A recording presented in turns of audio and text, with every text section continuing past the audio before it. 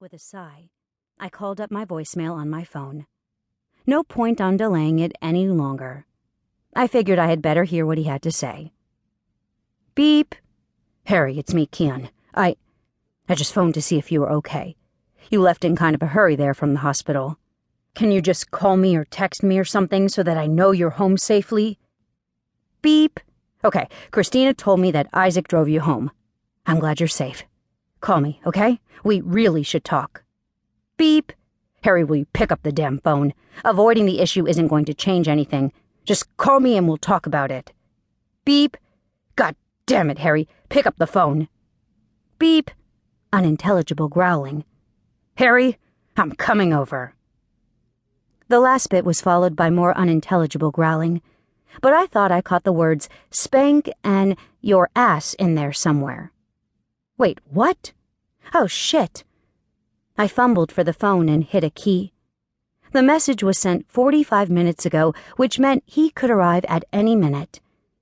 I needed to get out of there and somewhere with witnesses. My question for Bryce would have to wait. I hurried to the door and peeked outside. The coast was clear, so I hustled out and down the stairs to my shop. I own a flower shop called Contain Yourself. It occupies about 1/3 of the main floor of the building. The other part is going to be a coffee shop once all the renovations are completed. Tess and I live on the upper 2 floors of the building, along with Isaac, who came to live with us after I inadvertently bound him to me as my vampire servant. Another long story. I try to put a couple of hours in the shop every day, but for the most part, I feel like I've become more of a figurehead, seeing as how Mrs. Potts, my former employer turned employee, still does 95% of the work. What I didn't realize at the time was Mrs. P was Faye, a brownie, and the old refurbished fire hall was in her care.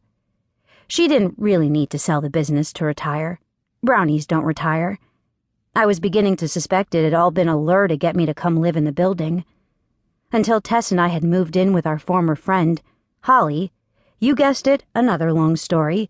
The building had been vacant except for the flower shop.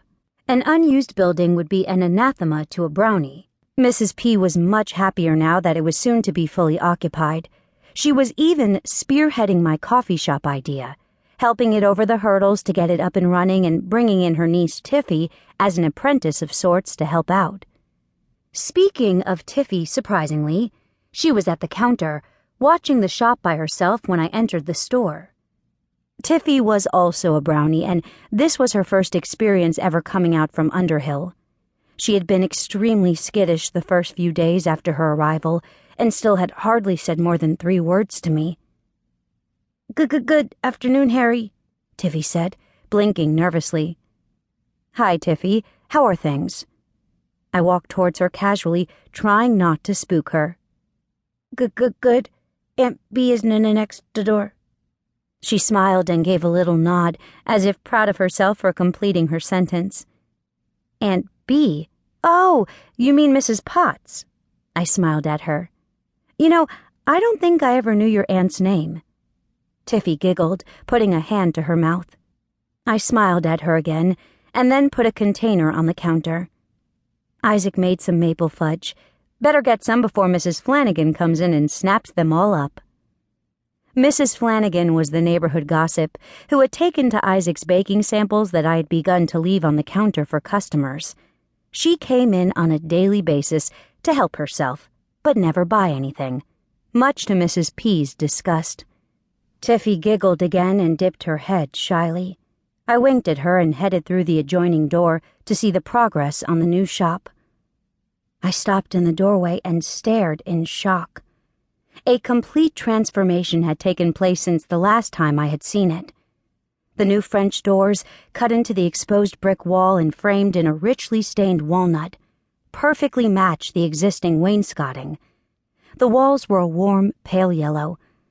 On one side of the room, Morris and his crew, workmen that seemed to materialize out of nowhere under Mrs. P's command, were busy installing the shelves and cabinets of what would be the workstation behind the large glass front pastry case.